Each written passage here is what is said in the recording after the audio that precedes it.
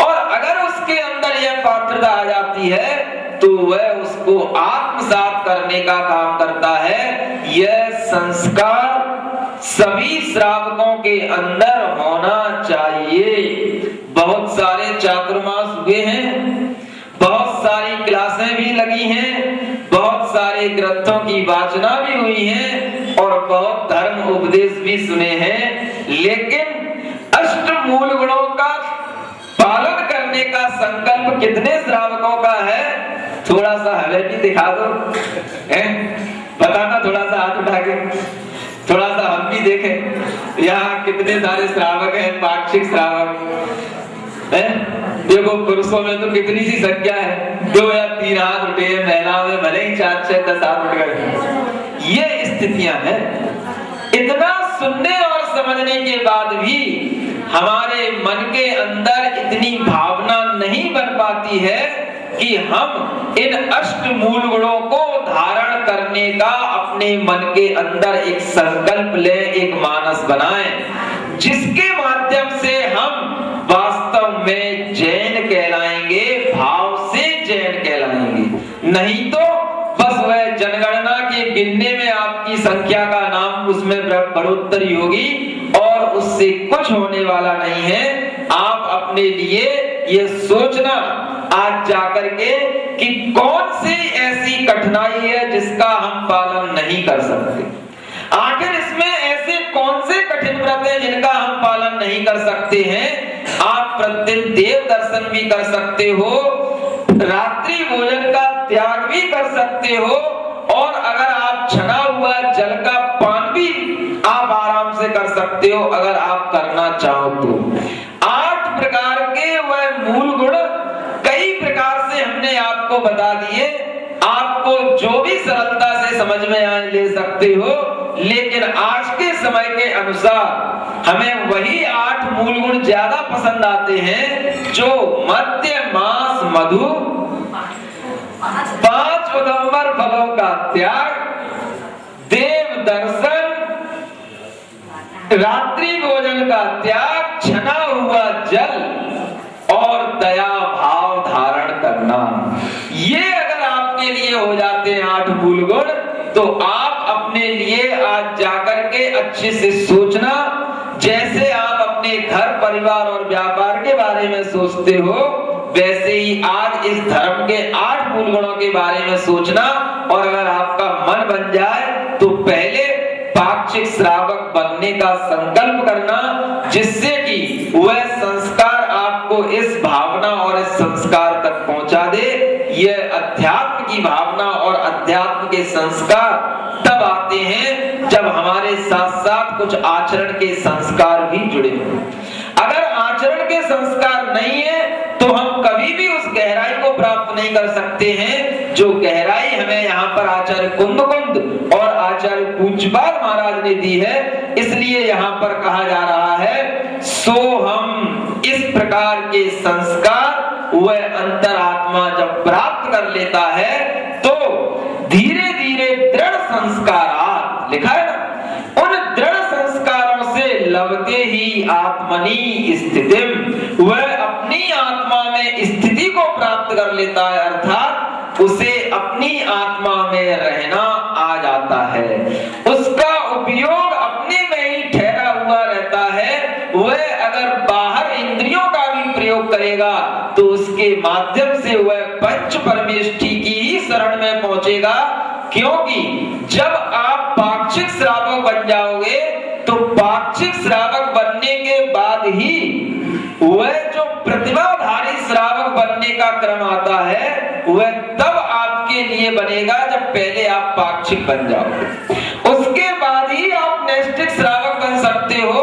और नैष्ठिक श्रावक में जो सबसे पहला होता है जिसे हम दर्शन प्रतिमा कहते हैं, तो उसमें आचार्य कहते हैं पंच गुरु चरण शरण, जिसे मात्र पंच परमेष्ठी की, पंच गुरु की ही चरणों की शरण रह जाती है। वह चरण की शरण उस दर्शन पहली प्रतिमा को धारण करने वाले उस श्रावक के लिए रह जाती है।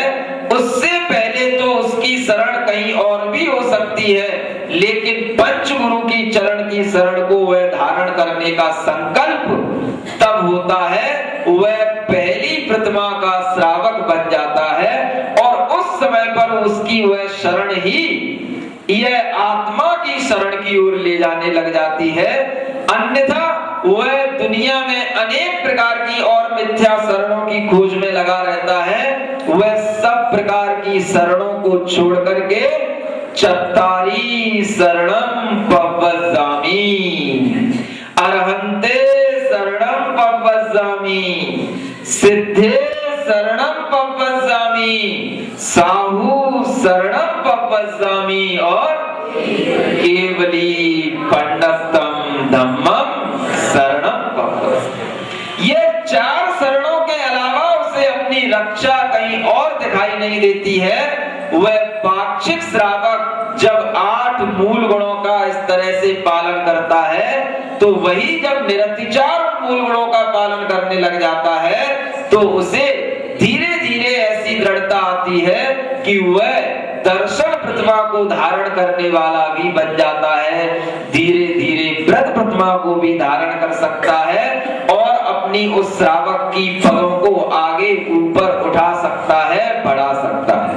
इसलिए इन शरणों को प्राप्त करने के बाद में वह यह शरण करता है कि अब मेरे लिए सिद्ध भगवान ही शरण है।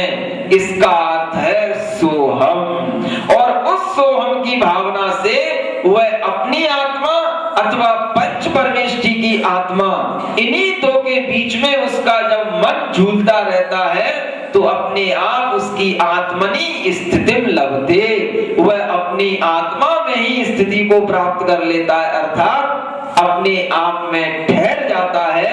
यही वह अंतर आत्मा परमात्मा बनने का वह सबसे अच्छा पुरुषार्थ करता है। अब उस अभ्यस्त हुए अंतर आत्मा की स्थिति में और जिसने उस अंतर आत्मा का अभ्यास नहीं किया है, उसकी स्थिति में, उसके विचारों में क्या अंतर होता है, तो देखो बहुत अच्छा यहाँ पर प्रस्तुत किया जा रहा है। मूलात्मा यत्र विश्वस्त ततो नान्यद भयास्पदम् यतो वीतस्ततो नान्यद तवयस्थानमात्मनः। मूलात्मा यत्र विश्वस्त ततो नान्यद भयास्पदम् यतो वीतस्ततो नान्यद तवयस्थानमात्मनः। देखो, दो प्रकार की आत्माएं हैं, एक मूल आत्मा और एक अंतरात्मा। जिसे हम मूल आत्मा को बहिरात्मा भी कह सकते हैं। उसकी प्रवृत्तियां और उसकी मानसिकता में कहां पर विश्वास और कहां पर भय रहता है। मूल आत्मा यत्र विश्वस्त, जहां पर उस मूल को विश्वास होता है, आचार्य कहते हैं ततो नान्यत भयास्पदम, उससे बढ़कर के भय का स्थान कोई दूसरा नहीं है जहां पर वह विश्वास करता है।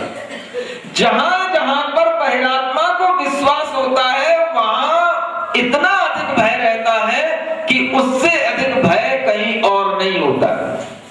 यतो भीतस ततो नान्यद अभयस्थानम् आत्मनः, और उस आत्मा के लिए जहां से वह डर रखता है, उससे बढ़कर के कोई अभय का स्थान नहीं।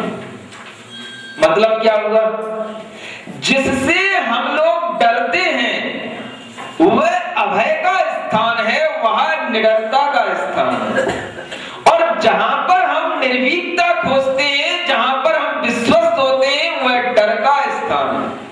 हर व्यक्ति निडर बनना चाहता है और हर व्यक्ति अपने आप को भय से मुक्त रखना चाहता है, लेकिन उन विषयों में उलझा हुआ है जहां पर नियम से भय है, क्योंकि उसके लिए यह अभी ज्ञान नहीं है कि वास्तव में अभय कहां पर है, निर्भय की वस्तुएं कहाँ हैं और यही उसका उल्टा परिणमन, यह विश्वास उसके अंदर दृढ़ करता रहता है।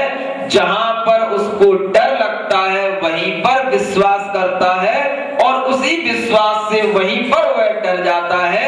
आचार्य कहते हैं नादान दीन मतिहीन स्वबोधहीन विश्वास धार जड़ में है मान्यता यह अतः वह दुख धाम तो आत्म ध्यान घर है सुख का ललाम। अब देखो इस आरहत भाष्य में कुछ ऐसे स्थान और वह चीज बताई है कि जहां पर हर उस आत्मा को भय बना रहता है जो कुछ उसने प्राप्त किया है। यह भयास्पदम भयस्य त्रासस्य स्थानम तत् स्पष्टयति, उसका यहाँ पर हम स्पष्टीकरण कहते हैं। शरीर सबसे पहले देहे ही वर्तते रोग भयम। अगर शरीर है वह इस शरीर में विश्वास करता है तो इस शरीर में उसे रोगों का भय बना रहता है कि कहीं रोग ना आ जाए। उसे यह बताना है कि जहां जहां पर वह अपनी अंतरात्मा से विश्वास कर रहा है उस हर एक स्थान पर उसको कुछ ना कुछ भय लगा हुआ है। रोगे भोग भयम, अगर रोग हो जाते हैं तो उसके लिए यह डर लग जाता है कि जो हमें भोगने की सामग्री मिली है वह अब हमें वस्तुओं का भोग उपभोग कैसे होगा, इसलिए रोग में उसे भोगों का भय रहता है। भोगे नाश भयम, भोग अगर मिल जाते हैं तो उसे कहीं ये हमसे दूर ना हो जाए, नष्ट ना हो जाए, उसमें उसको नाश का भय रहता है।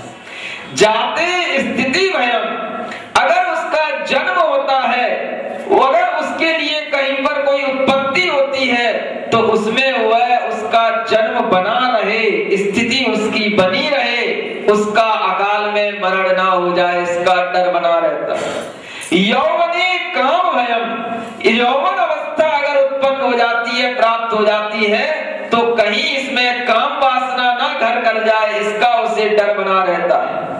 विवाहे कुयोसित भयम, अगर विवाह हो जाता है तो वह जिस स्त्री से विवाह हुआ है उसका आचरण कहीं कुत्सित ना हो, बुरा ना हो, इस बात का उसे भय बना रहता है। स्त्रियां असंतुष्टि भयम, और वह विवाह होने के बाद में स्त्रियों में वह कभी कभी वह असंतोष भाव भी बना रहता है। जिस घर में रहती हैं, जिसके साथ रहती हैं, उससे उन्हें संतुष्टि हो नहीं हो, इस बात का भी भय बना रहता है। प्रसवे सुता भयम, अब विवाह होने के बाद कोई पुत्र की उत्पत्ति होगी और अगर पुत्र की ना हो करके कहीं पुत्री ना हो जाए, इस बात का डर रहता है। इसलिए प्रसव में सुता यानी पुत्री का भय बना रहता है। सुतायाम कुलटा भयम, और अगर पुत्री हो गई और वह आचरण से रहित हुई, दुराचरण को धारण करने वाली हुई, तो उसका भी उसके लिए डर बना रहता है। पुत्रे अनाद्रति भयम, पुत्र हुआ और वह पुत्र उसने अगर माता पिता का सम्मान नहीं किया, वह पिता का आदर नहीं किया, तो उस पिता के लिए यह डर बना रहता है कि यह पुत्र हमारा अनादर ना कर दे। भ्रातरी विभाग भयम, भाई है तो उन भाइयों में भी उसको डर रहता है कि हमारे घर की मकान की संपत्ति का बंटवारा, और उस बंटवारे के बाद में कहीं इसके पास में ज्यादा ना पहुंच जाए, और ज्यादा तो ठीक है, कभी कभी तो वह इतना भी चाहता है कि वह आधा भी ना पहुंच जाए, ज्यादा की बात तो दूर है, क्योंकि भाई होने के कारण से उसे विभाजन का डर बना रहता है। देशे राज्य भयम, जिस देश में रहते हैं वहां के राजा का भय बना रहता है। राजनी शत्रु भयम, जो राजा होते हैं उनको भी शत्रु का भय बना रहता है। भृत्य स्वामी भयम, जो नौकर होते हैं उन्हें अपने मालिक का डर बना रहता है। और स्वामिनी भृत्य भयम, जो किसी के स्वामी है उन्हें नौकरों का भी डर रहता है कि कहीं ये नौकरी हमारे साथ विश्वासघात ना कर दे। ये सब संसार है और उस संसार में भी रह करके कौन किससे विश्वस्त हो रहा है। हम समझते तो हैं कि हम एक दूसरे से विश्वस्त हैं, लेकिन वह भय एक दूसरे के प्रति अगर बना हुआ है तो फिर विश्वास कैसा। जहां पर विश्वास होता है वहां पर भय नहीं होता, और अगर भय आ जाए तो समझ लेना कि हमारे विश्वास में कमी है। चाहे वह भय अपने पुत्र का हो, पुत्री का हो, पत्नी का हो, भाई का हो, नौकर का हो, मालिक का हो, और वह कहीं पर भी अगर हमारे अंदर भय आ जाता है तो समझना कि उसके प्रति हमारे विश्वास में अभी कमी है, और वह कमी तो रहेगी ही, क्योंकि वह पर द्रव्य है और उसके माध्यम से आपके अंदर निर्भयता आ ही नहीं सकती। सौख्य क्लेश भयम, अगर आपको कुछ सुख भी मिले हैं तो उन सुखों में भी हमें इससे क्लेश ना हो जाए, यह सुख हमारे लिए बने रहे, उन सुखों में भी कष्ट का भय बना रहता है। वित्ते चौर भयम, धन अगर होता है तो कहां रखा जाता है, जहां पर किसी के हाथ ना पहुंच जाए, किसी की निगाह ना पहुंच जाए, और निगाह तो दूर किसी को पता ना पड़ जाए। चोरों का भय, लुटेरों का और डाकुओं का भय तो हमेशा बना ही रहता है।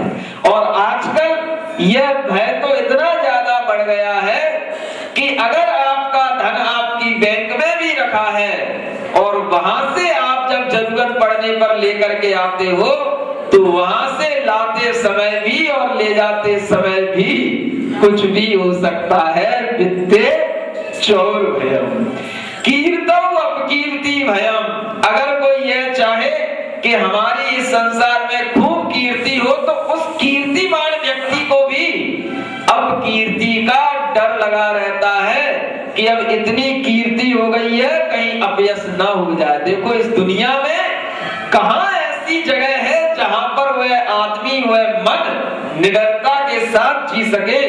आचार्य संग भयम, आचार्यों को भी अपने संग का डर रहता है। संगे भेद भयम, संग में भी जो रहते हैं, जो समूह में रहते हैं, तो वे भी अगर मान लो कोई गलत काम करते हैं तो उन्हें भेद का डर रहता है, क्योंकि संग में वह भेद खुल जाता है। शिष्य अशिष्ट भयम, अगर हम कोई गुरु किसी को शिष्य बना लेता है तो उनको भी यह डर रहता है कि यह शिष्य कहीं अशिष्ट ना हो, दुर्जन ना हो, और यह भी कहीं हमारा अपमान ना कर दे, यह भी अशिष्टता का भय बना रहता है। गुरु अगौरव भयम, और अगर कोई गुरु बन जाता है तो उसमें भी कहीं अब मेरा गौरव कम ना हो जाए, इस बात का भी भय बना रहता है। मुनौ विमान भयम, मुनि में भी हमारा मान सम्मान कम ना हो जाए, इस प्रकार के विमान का भी भय रहता है। तपसी खेद भयम, तपस्वी में भी खेद बना रहता है कि कहीं हमें यह तपस्या करने से खेद खिन्नता ना उत्पन्न हो जाए। गुणे खल भयम, अगर गुणवान भी व्यक्ति है तो भी खल माने दुष्टों का भय बना रहता है, क्योंकि सज्जन को भी, गुणवान को भी दुष्ट लोग छोड़ते नहीं है। अगुणे निर्वाह भयम, और अगर गुणवान नहीं है, गुणों से रहित है, निर्गुण है, तो उसका निर्वाह होना कठिन हो जाता है, चाहे वह घर का पुत्र हो या और कोई सदस्य हो। प्रतिष्ठायाम कलंक भयम, प्रतिष्ठा हो तो उस प्रतिष्ठा में कहीं कलंक ना लग जाए, इस बात का भय बना रहता है। व्यापृतौ हानि भयम, व्यापार में कहीं हानि ना हो जाए, इसका भय बना रहता है। अतिथौ तिरस्कार भयम, और जो अतिथि है उसमें तिरस्कार का भय बना रहता है। दाने अंतराय भयम, दान करने में अंतराय का भय बना रहता है। अभी और भी है, थक तो नहीं गए आप लोग, पूरी दुनिया समाई है इसमें। सधर्मिणी अविश्वास भयम, जो अपने से धर्मी है उनमें भी ये कहीं हमारे साथ विश्वासघात ना कर दें, कहीं हमसे रूठ ना जाए, अविश्वास का भय बना रहता है। सम्माने मिलान भयम, सम्मान भी मिलता है तो वह कहीं उसमें कमी ना आ जाए, वह वैसा ही मिलता रहे, उस सम्मान में भी म्लानता का भय रहता है। जये विपक्ष भयम, अगर कहीं पर कोई युद्ध हुआ है अथवा कोई प्रतिस्पर्धा में कोई जीत भी ली है तो भी उसमें वह जो विपक्ष है उसका भय बना रहता है। बीजेपी को कांग्रेस से और कांग्रेस को बीजेपी का भय हमेशा ही बना रहता है। वने व्याघ्र भयम, अगर किसी वन में भी जंगल में भी है तो भी वहां पर सिंह व्याघ्र का भय बना रहता है। आरब्धे अपूर्ण भयम, कोई व्यक्ति कोई नया काम प्रारंभ करता है तो उसके लिए यह डर बना रहता है कि यह पूरा होगा कि नहीं होगा। सैने अगुप्ति भयम, और तो छोड़ो, अगर आदमी सो भी जाता है तो सोते सोते भी उसको डर लगता है कि हमारे लिए कहीं कोई सोते में ही कुछ खेल ना कर जाए। सैन्य में भी रक्षा का भय बना रहता है, हमारी यहाँ पर सुरक्षा है कि नहीं, इसलिए सोते समय पर क्या करते हो, ताला भी और सांकल भी सब लगा करके निश्चित होकर के सोते हो, लेकिन फिर भी भीतर की सामग्री तो सुरक्षित रह जाती है, लेकिन वह बाहर की ट्रेजरी तो फिर भी उस सोते में लुट ही जाती है। भोजने अभिपाक भयम, जो भोजन कर रहे हैं वो ढंग से बचेगा कि नहीं, उसका विपाक अच्छा होगा कि नहीं, इस बात का भी भय बना रहता है। गगने पतन भयम, अगर आकाश में उड़ रहे हैं, हवाई यात्रा कर रहे हैं तो भी डर बना रहता है कि कहीं प्लेन क्रैश ना हो जाए, सुरक्षित स्थान तक पहुंच जाए, उसके बाद जो होए सो होता रहे। व्रतेषु कष्ट भयम, अगर व्रतों को धारण करते हैं तो कष्ट होंगे, उस कष्ट का भी उसे डर बना रहता है। अध्ययने परीक्षा भयम, अध्ययन करता है तो उसके लिए परीक्षा का डर रहता है कि जब परीक्षा होगी तो उस समय पर हमारा क्या होगा। और परीक्षायाम परिणाम भयम, अगर परीक्षा हो गई तो उसमें परिणाम कैसा आएगा, रिजल्ट कैसा आएगा, इसका भय बना रहता है। बताओ, इस दुनिया में बच्चों से लेकर बूढ़ों से लेकर राजा और महाराजाओं तक कहाँ ऐसा जगह है, कौन सा ऐसा स्थान है जहां पर वह आत्मा निडर रह पाए। युद्धि जय भयम, युद्ध में भी वह जय होगी कि नहीं इसका डर रहता है। व्याधौ मृत्यु भयम, और अगर कोई व्याधि हो गई, कोई रोग हो गया तो कहीं मर ना जाऊं, यह डर बना रहता है उस रोग से।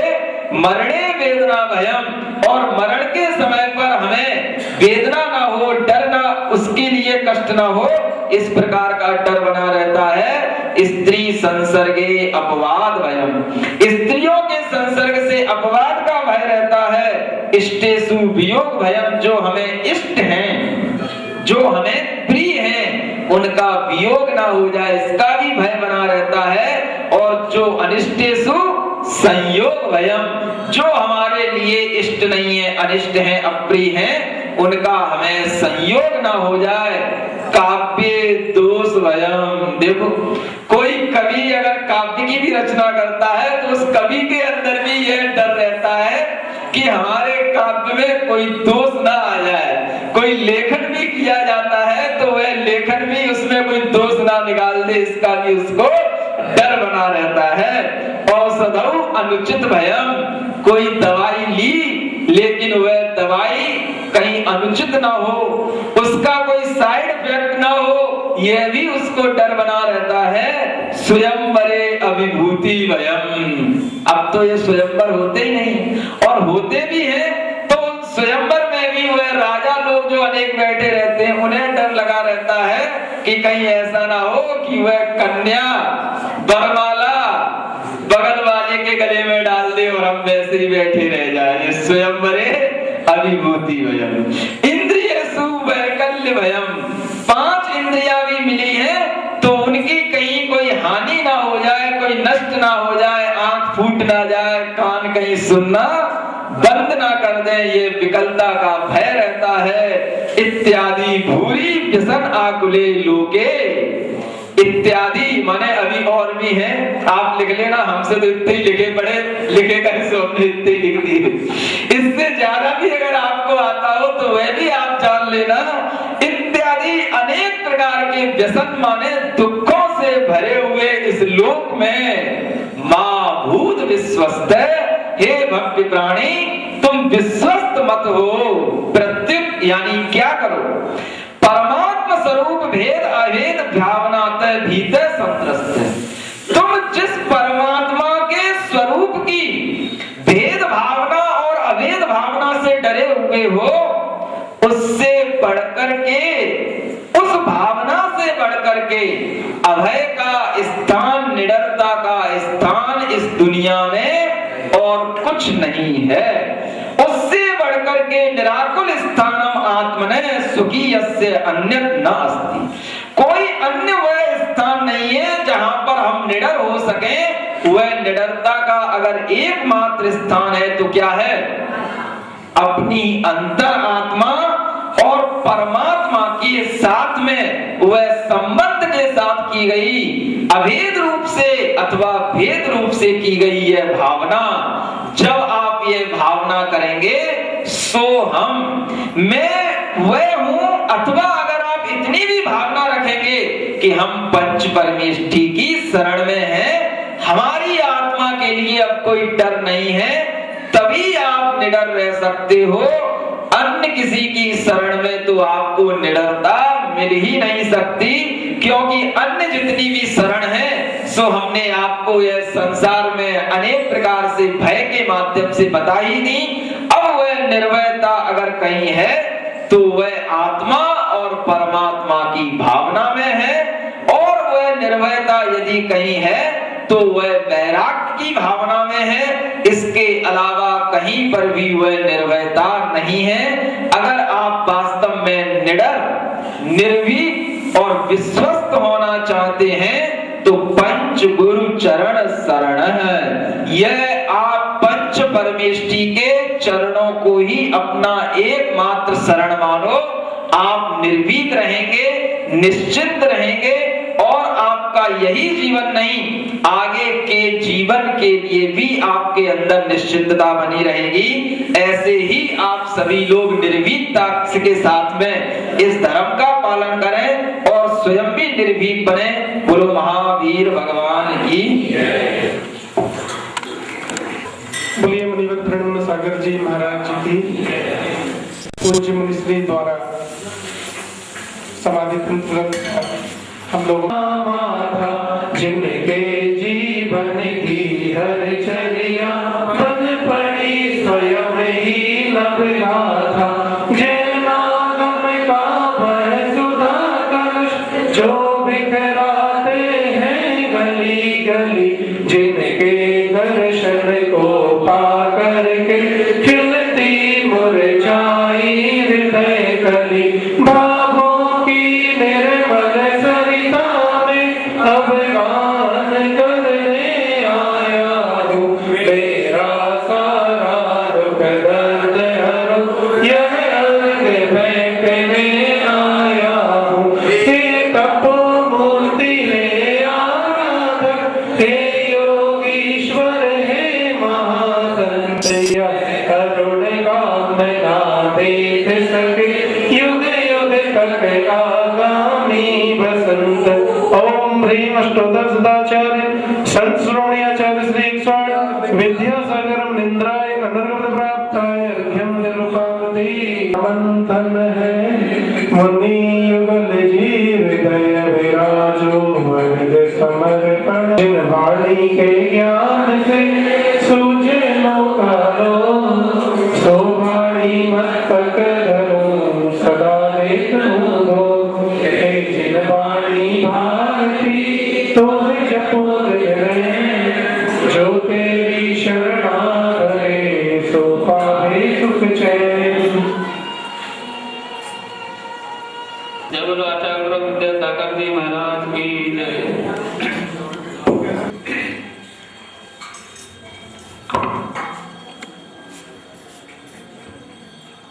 संत शिरोमणि गुरुपदाचार्य विद्यासागर जी महाराज जी की परम पूज्य मुनि श्री 108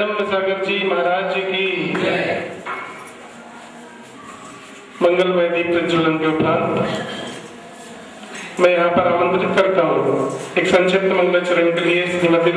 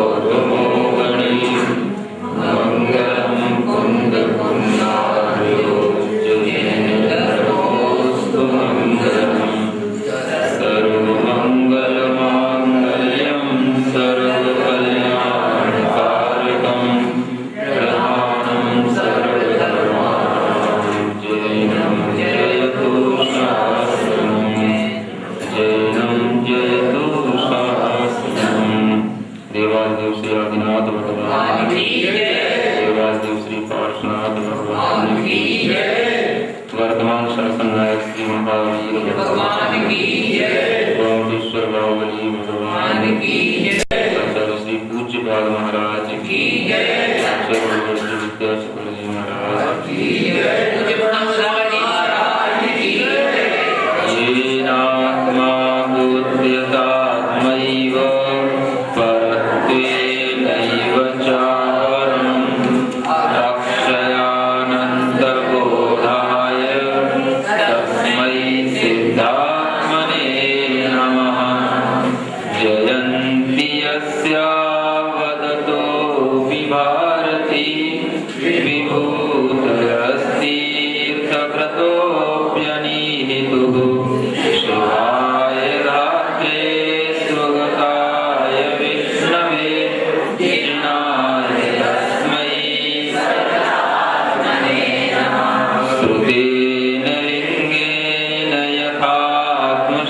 भक्ति समाहितान्तः कर्णेन सम्यक् समीक्ष्य कैवल्यसुखग्रहाणां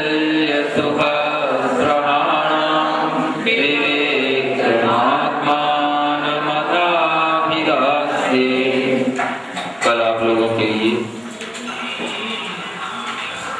अभ्यस्त और अनभ्यस्त अंतरात्मा के विषय में बताया था कि जब तक हमें अपने अंतरात्मपन का अभ्यास नहीं रहता है तब तक हम बाहरी विषयों से विश्वस्त रहते हैं और जहां पर हमें विश्वास करना चाहिए ऐसी अपनी आत्मा और परमात्मा की भावना से हम डरते हैं।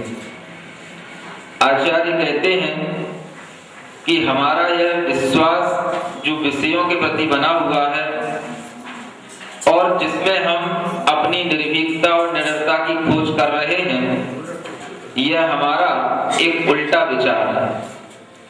और कल आपके लिए जो संसार में अनेक प्रकार के भयों के बारे में बताया, वह आपको डराने के लिए नहीं था, वह आपके अंदर एक संवेग भाव पैदा करता है। आचार्यों ने कभी भी डराने की बात नहीं की है, भय शब्द का प्रयोग जरूर किया है, लेकिन वह भय अगर हमें संसार, शरीर और भोगों से होता है तो उस भय का नाम आचार्यों ने एक संवेग भाव से दिया। संवेग भाव वह कहलाता है कि हर नाम उन्होंने संवेग भाव कहा। वह डरने में अपने मन का जो एक आवेग है वह कंट्रोल हो जाता है। डरने से कभी ऐसा नहीं होता कि आपके लिए कभी भी नींद ना आए। आपने देखा होगा, अगर आपको अपने घर में, अपने घर के बाहर किसी व्यक्ति से कोई डर लगता है तो आपके लिए भोजन नहीं होगा, नींद नहीं आएगी, आप दिन भर चिंता में रहेंगे। लेकिन यह ऐसा भय है, अगर यह भय भी आपको लग जाएगा तो आपके लिए और अच्छी नींद आएगी, आप निश्चिंत रहेंगे और आपके मन के अंदर जो आकुलताएं हैं वो आकुलताएं निराकुलता के रूप में परिणमित कर जाएंगी, क्योंकि आचार्यों ने इसे संवेग का नाम दिया है। और संवेग का मतलब होता है अपने मन को संतुलित ढंग से चलाना। विचारों का जब संतुलन हो जाता है तो वह संवेग कहलाता है, और जब विचार असंतुलित हो जाते हैं तो वह आवेग के रूप में, उद्वेग के रूप में हमारे सामने आ जाते हैं। संसार हो, शरीर हो या भोगों की स्थिति हो, जब हम उनके वास्तविक स्वरूप को अपने ध्यान में रख लेते हैं और संसार में फिर कोई ऐसी घटना भी हो जाए जो हमें थोड़ा सा आश्चर्यकारी भी लगे, तो भी हम कह सकते हैं कि भैया इसी का नाम संसार है। हम कह देते हैं। जो हम ये बोलते हैं कि इसी का नाम संसार है और संसार में यह तो चलता ही रहता है, बस इसी का नाम आप समझना कि यह संवेग भाव है। यानी कि आपको संसार की दशा समझ में आ रही है। उसी प्रकार से जब आपके शरीर में कोई कष्ट होता है, जब आप अपने शरीर से परेशान होते हैं, आपके शरीर में रोग होता है अथवा किसी दूसरे के शरीर में कोई कष्ट होता है, तो हम कहते हैं भैया यह शरीर तो रोगों का घर है और इस शरीर में यह परेशानियां तो मिलती ही रहेंगी, क्योंकि जब तक यह शरीर है तब तक ये कष्ट है। इसका नाम ही संवेग भाव है। और जब हम अपने लिए विषय भोगों की प्राप्ति के लिए जब आकुलित होते हैं और जब हमें वह उन विषय भोगों की प्राप्ति होने के बाद भी संतोष है, तो उस समय पर हमारे मन के अंदर जो एक शांति का भाव आता है वह भी एक संवेग भाव है। बस इसी संसार, शरीर, भोगों के प्रति संवेग भाव रखने का नाम आचार्यों ने यहाँ पर उसे भीरुता शब्द से अथवा भय शब्द से लिया है, वह संवेग भाव यदि हमारे अंदर बढ़ता है तो आचार्य कहते हैं वह संवेग भाव ही वैराग्य को बढ़ाने का कारण होता है।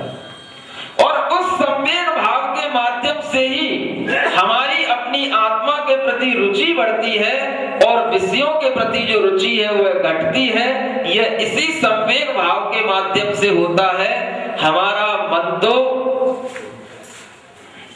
नदी की तरह रह ही नहीं पाता, हमारा मन हमेशा हमेशा नहर की तरह अथवा बाढ़ की तरह बहता रहता है। नहर होती है, उस नहर में कभी भी पानी का एक समान संतुलन नहीं रहता, वह पानी उसमें बहुत वेग के साथ में बहता है। लेकिन जो नदी होती है उसमें पानी एक वेग के साथ बहता है, एक समानता के साथ बहता है, उसमें आवेग नहीं होता, उद्वेग नहीं होता। नहर का पानी का बहाव और नदी के पानी का बहाव, इन दोनों में जिस प्रकार से अंतर है उसी प्रकार से बहिरात्मा के मन की प्रवृत्तियों में और अंतर आत्मा के मन की प्रवृत्तियों में यह अंतर आ जाता है। वह अंतर आत्मा के मन की प्रवृत्तियां वह धीरे धीरे इस तरह से नदी की तरह शांत और एक बहाव से चलने लग जाती हैं कि उसे अपने मन से भी कभी क्षोभ उत्पन्न नहीं होता है। और वह जिन विषयों में विश्वस्त पहले रहता था, अब उन विषयों में विश्वस्त ना होकर के वह यह सोचता है कि यह कभी भी हमारे लिए भय उत्पन्न कर सकते हैं और इनसे हमें कभी भी दुख मिल सकता है। बस यही भाव उसके लिए उन विषयों से उसे दूर बनाए रखता है। इसलिए कल जो आपके लिए यहाँ पर अनेक प्रकार के विषयों में जो भय की बात कही थी, वह भय इसलिए था ताकि आप थोड़ा सा अपने पास तक आ जाएं। कभी कभी जब आप अंधेरी रात में डर रहे हो और चारों ओर आपको भय ही भय लग रहा हो और उस समय पर अगर आपके लिए प्रकाश की कोई एक किरण कहीं से मिल जाती है, कोई एक छोटा सा दीपक भी आपके सामने आ जाता है, तो आपका वह तमाम भय एक साथ दूर हो सकता है, हो जाता है। उसी प्रकार से आचार्य ने यहाँ पर पिछले श्लोक में वह भय की बात करके आपको आश्वस्त करने का प्रयास कर रहे हैं और यहाँ पर वह कह रहे हैं कि अगर आपको निर्भय होना है तो आपको क्या करना है, वह यहाँ पर व्यक्त किया जा रहा है। सर्वेंद्रियाणि संयम्य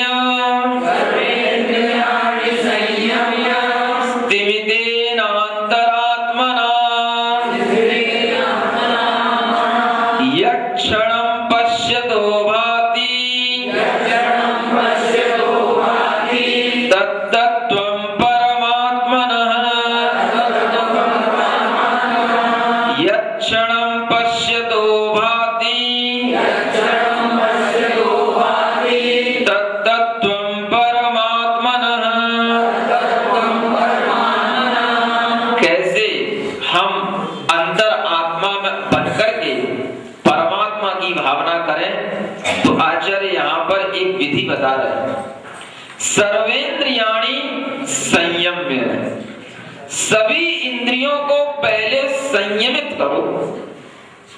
संयमित करने के लिए और दमित करने के लिए इन दोनों में अंतर होता है। पहले आपके लिए संयमित करने के लिए कहा जा रहा है। आपको अपनी इंद्रियों को संयमित करने का मतलब है कि वह आपके लिए बाधा उत्पन्न न करें और वह आप अपनी इंद्रियों को संयमित इस तरह से कर सकते हैं कि आप अपने मन को प्रशिक्षण दे करके उन इंद्रियों के बारे में और उन इंद्रियों के विषयों के बारे में जान करके अपने ज्ञान से उन इंद्रियों को संयमित कर सकते। अभी आपके लिए कहा जा रहा था मन क्या है? बैल के समान है, बताया जाए। और वह मन बैल के समान हर समय क्या करता है? घास नहीं चरता, वह फसल को नष्ट करता रहता है। अगर उस बैल को संयमित न किया जाए तो वह जहां कहीं पर भी चलेगा तो वहां पर उजाड़ कर देगा, और अगर वह संयमित होगा तो वह ऊसर भूमि में भी कृषि करने के काम आ सकता है। उसको चलाने वाला चाहिए। भक्ति के लिए जो शुद्धोपयोग अंतर्मूर्त के लिए चाहिए, वह अंतर्मूर्त के लिए वह शुद्धोपयोग नहीं होगा। वह शुद्धोपयोग अंतर्मूर्त से ज्यादा होता ही नहीं। जब भी होगा अंतर्मूर्त के लिए होगा। आप अगर समझते हो कि वह हमेशा हमेशा चलता रहता है तो यह आपकी बहुत बड़ी भूल है। शुभोपयोग तो हमेशा चल सकता है, लेकिन शुद्धोपयोग कभी भी अंतर्मूर्त से ज्यादा नहीं रहता, क्योंकि जो ध्यान की अवस्था के गुणस्थान हैं, जिन्हें हम 8वां, 9वां, 10वां, 11वां, 12वां गुणस्थान कहते हैं, ये गुणस्थान भी सब मिलाकर के अंतर्मूर्त के ही होते हैं। प्रत्येक गुणस्थान का समय भी अंतर्मूर्त है, और 8वें से लेकर के 12वें तक के सभी गुणस्थानों का सब समय मिलाकर के भी अंतर्मूर्त होता है। मात्र एक अंतर्मूर्त का काम है, केवल ज्ञान प्रकट हो जाता है, लेकिन उस एक केवल ज्ञान को प्रकट करने के लिए हमें कई जन्मों का संयम और कई जन्मों की मेहनत करनी पड़ती है।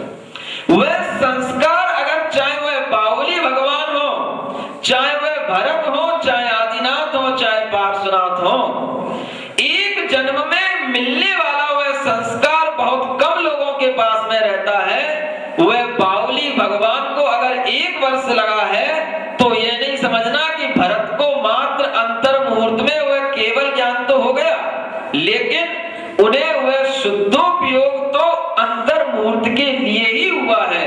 उससे पहले उनके लिए वह शुभोपयोग ही रहा है, क्योंकि शुभोपयोग में ही अधिक समय बीत सकता है। शुद्धोपयोग तो अंतर्मुहूर्त मात्र के लिए ही होता है। और वह भी भरत भगवान भी ऐसा नहीं समझना आप कि वह मात्र उसी जन्म में आकर के और उन्होंने तात्कालिक उस पुरुषार्थ से अपने अंदर वह केवल ज्ञान प्राप्त कर लिया हो।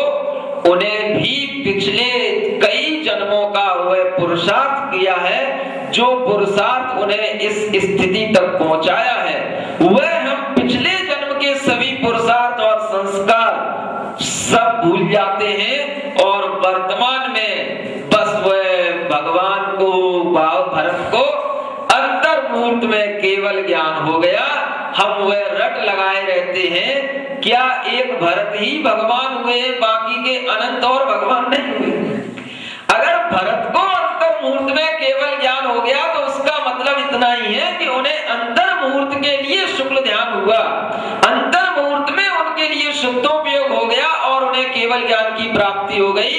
बाकी के स्वयं आदिनाथ भगवान हो, बाहुबली भगवान हो, सबको वर्षों वर्षों का समय लगा है, लेकिन एक उस क्षण की प्राप्ति करने के लिए जो क्षण उसी प्रकार से दुर्लभ है, जिस प्रकार से आपने देखा होगा कि कोई लोहार होता है और वह लोहार क्या करता है, जब किसी औजार को पहना करता है तो उसके लिए वह पहले बहुत ईंधन जलाता है, नीचे बहुत आग जलती है उसमें, और अपनी मशीन को वह खूब घुमाता है, और घुमाने के बाद में जिस क्षण पर वह औजार को वह पहना करना रहता है, उस क्षण पर वह उसके लिए बस एक टच करता है, और उस समय पर जो फुलिंगे निकलती हैं, जो चिनगारी निकलती हैं, वह चिनगारी केवल उस क्षण दिखाई देती है, लेकिन उससे पहले उसे अपनी मशीन को बहुत घुमाना पड़ता है। नीचे अग्नि प्रज्वलित अग्नि और वह शुभोपयोग सुखोपयोग भेद और अभेद रत्नत्रय की वह मशीन जब बहुत समय तक चलती है, तब कहीं उस सानी पर वह औजार एक क्षण के लिए टिकता है और उसमें चमक आती है। उस समय पर उसे आत्मानुभूति होती है। वह निर्विकल्प आत्मानुभूति की वह दशा हमें कभी भी इन प्रवृत्तियों के माध्यम से नहीं मिल सकती है, चाहे वह प्रवृत्तियां स्वाध्याय की हो, चाहे वह पूजन की हो और चाहे वह हमारे भावनात्मक ध्यान की हो। वह प्रवृत्तियां जब पूर्ण रूप से रुक करके ऐसी निर्विकल्प ध्यान की अवस्था में पहुंचेंगी, तब जाकर के हमें वह क्षण जिस समय पर पश्यतो भाति, उस देखते हुए निर्विकल्प समाधि में उस आत्मा को यह परमात्म तत्व का अनुभव होता है। निश्चिंत हो निडर निश्चल अंतरात्मा व्यापार रोग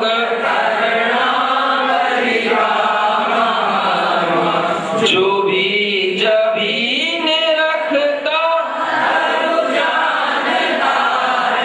शुद्धात्म तत्व उसको वह भासता है। यहाँ भाष्य में इंद्रियाणि ही गूढ़स्य आत्मनः प्रतिपत्ति निमित्तानि। देखो, इंद्रियां उस गूढ़ यानी कि जो आत्म तत्व हमें दिखाई नहीं देता है, ऐसे उस गूढ़ आत्म तत्व को जानने में यह इंद्रियां ही कारण होती हैं।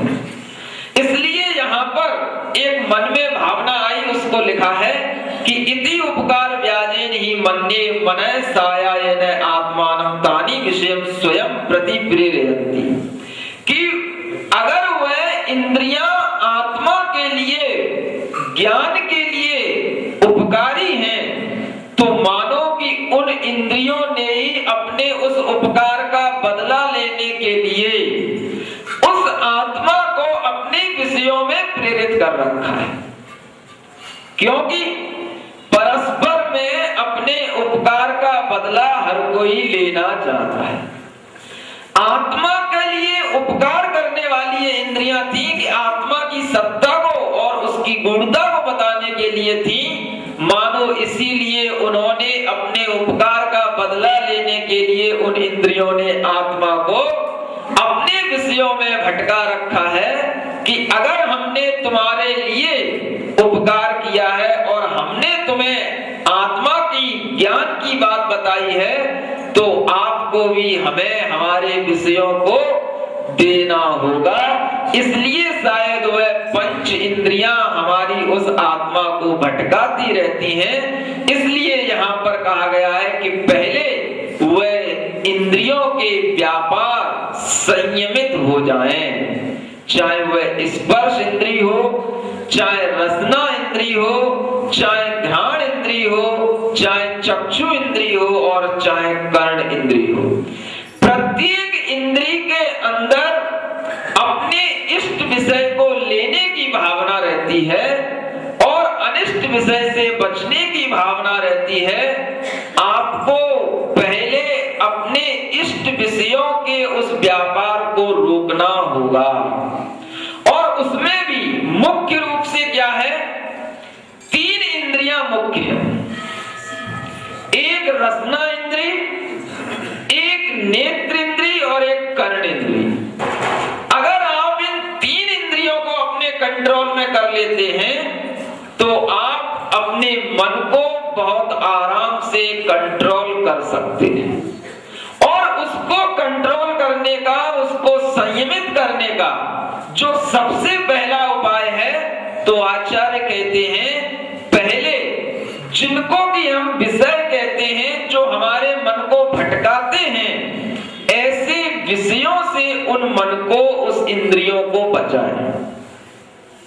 रसना इंद्रिय का काम भोजन करना है, रसना इंद्रिय का काम स्वाद लेना है। लेकिन उस रसना इंद्रिय के माध्यम से यदि हम केवल भोजन करने का लक्ष्य बना करके रखें भले ही वह भोजन थोड़ा स्वादिष्ट हो, कोई बात नहीं, लेकिन हमारा उद्देश्य केवल भोजन करने का हो तो वह रसना इंद्री का भी हम संयम रख सकते हैं।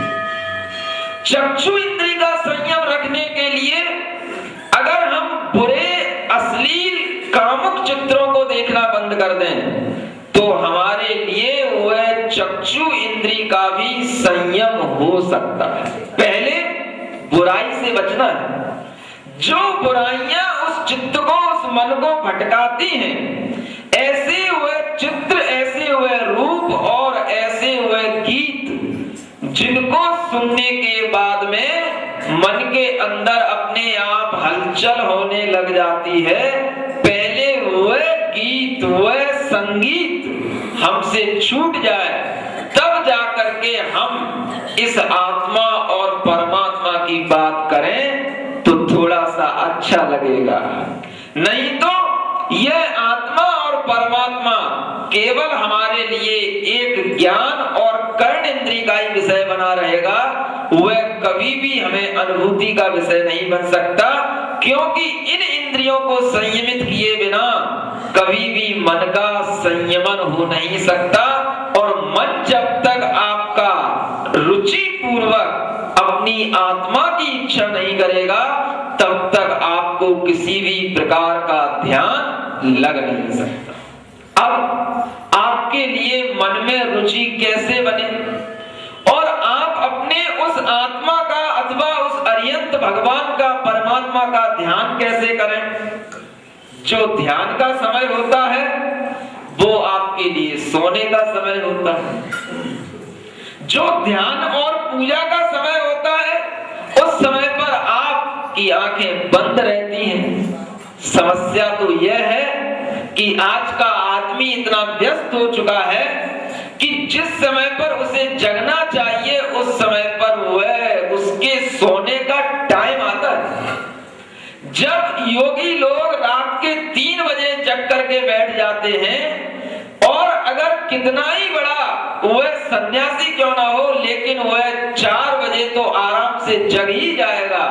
इससे भी बढ़कर के वह अगर कभी 4 के बाद जगता है तो आचार्य कहते हैं वह आत्म ध्यान कर ही नहीं सकता। भोगी भी यदि है तो उसका भी जीवन इतना संयमित और संतुलित होना चाहिए कि वह सुबह कम से कम सूरज का प्रकाश होने से पहले उठ जाए।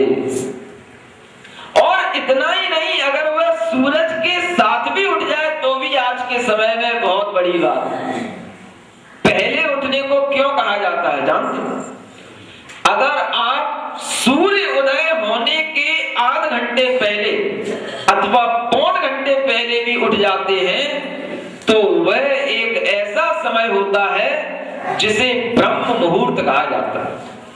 और उस ब्रह्म मुहूर्त में यदि आप थोड़ा सा भी परमात्मा के बारे में सोचेंगे तो वह एक ऐसा निर्विकल्पता का समय रहता है कि आपका दिन भर आनंद के साथ गुजर सकता है अगर आपने सुबह का वह आधा घंटा अपने साथ अपने ढंग से अगर जी लिया तो।